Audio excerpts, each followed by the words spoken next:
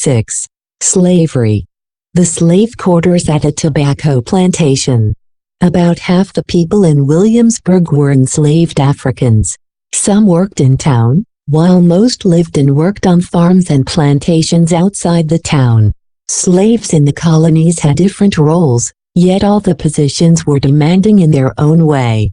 Some of them were house slaves that did chores in their owner's house, while others were town slaves who worked in places like Williamsburg as gardeners or coachmen. Town and house slaves often worked 7 days a week.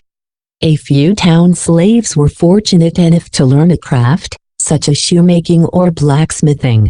Having a skill gave them the privilege of avoiding some of the worst aspects of slave labor. But most of the slaves were forced to carry out work in the fields on plantations and farms 6 days a week, from sunrise until sunset. Slaves lived in rough cabins called slave quarters, which provided very rough living conditions. In colonial days, you might have seen the slave quarters on a tobacco plantation located just outside Williamsburg. Inside these cabins, there would have been burlap mattresses stuffed with straw used for beds. Against the wall would have stood tools used for work in the fields, such as rakes, hoes, and shovels. You might have found some musical instruments, such as drums and fiddles. Since a few slaves could read, you might even have seen an old copy of the local newspaper, the Virginia Gazette. Enslaved people lived difficult and painful lives, and the only potential relief was escape. They worked long, hard hours and were forced to do whatever they were told. Often their owners beat them. If a slave fought back, he or she could be killed. Owners could also sell their slaves, separating them from friends and family, at any time. Slaves survived these terrible conditions by relying on one another. They banded together and worked to create strong family ties, making sure to look after their family and friends alike. Slaves sometimes had their own Christian preachers, who spoke in their sermons about the equality of all men. And as in West Africa, music played an important part in their religious services. Just as their West African ancestors did, slaves in the colonies used songs to express themselves. Along with singing spirituals, another common type of song was the call and response.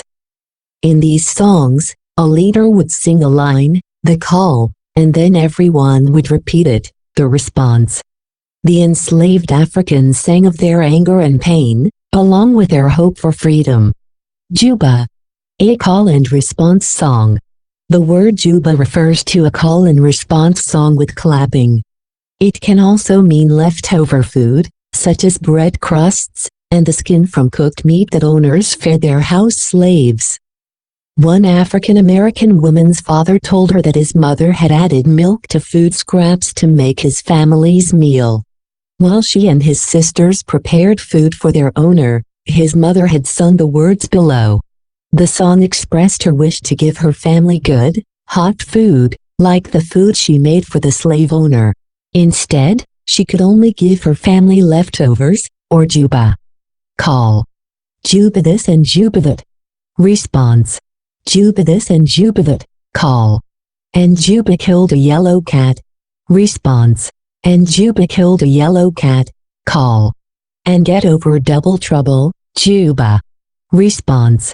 And get over double trouble, Juba. Call. Juba. Response. Juba. Call. You sift the meal. Response. You sift the meal. Call. And you give me the husk. Response. And you give me the husk. Call. You cook the bread. Response. You cook the bread. Call. You give me the crust. Response. You give me the crust. Call. We fry the meat. Response. We fry the meat. Call. You give me the skin. Response. You give me the skin. Call. Juba this and juba that. Response. Juba this and juba that. Call. Juba killed a yellow cat. Response. Juba killed a yellow cat. Hyphen. Back to top. 7. Religion. Bruton Parish Church. In some colonies, people had religious freedom. But in other colonies, they had to attend the churches that were supported by the government. In Virginia, as in England, religion and government were not separate from each other. England's king was the head of the Church of England, also known as the Anglican Church. However, the royal governor of Virginia did have some power within the Anglican Church. Only Anglicans could hold government positions. And the law required that all white colonists attend church. Virginians also had to pay taxes to support the official church. At first, the Anglican Church leaders tried to prevent people from practicing other religions. Over time, some colonists demanded the right to worship in other churches. The Anglican Church began to allow colonists to join other Protestant groups. Throughout the 1700s, Virginia gradually allowed more freedom of religion. The Bruton Parish Church was the Anglican church building in Williamsburg. It was located near the center of the town. As in most colonial towns, the local church was the center of religious activity in Williamsburg. Many famous Virginians such as Thomas Jefferson and George Washington attended services at Bruton Parish Church. On Sundays, people often arrived early at church to meet and talk.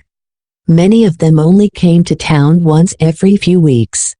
Outside a church, people discussed the latest news along with reading and posting announcements. At times, these gatherings were as lively as town fairs. Once inside the church, people sat in different places, depending on their position in the community. The important people sat close to the pulpit, the platform, or raised desk where the minister stood during services. Those with less influence in the colony often sat farther away. In Bruton Parish Church, the governor's family sat directly across from the pulpit. In the early years of the church, men sat on one side, and women on the other. In later years, families sat together. Important men of the area sat in the front rows, with their house slaves often accompanying them. Students from the College of William and Mary sat in the balcony, far from the pulpit. Most Africans stood in the back or looked in through the windows. When the services ended, the colony's most important people left the church first. Before the women and the less powerful and wealthy men could go outside, they had to wait for the rich men who had influence, such as plantation owners, to leave.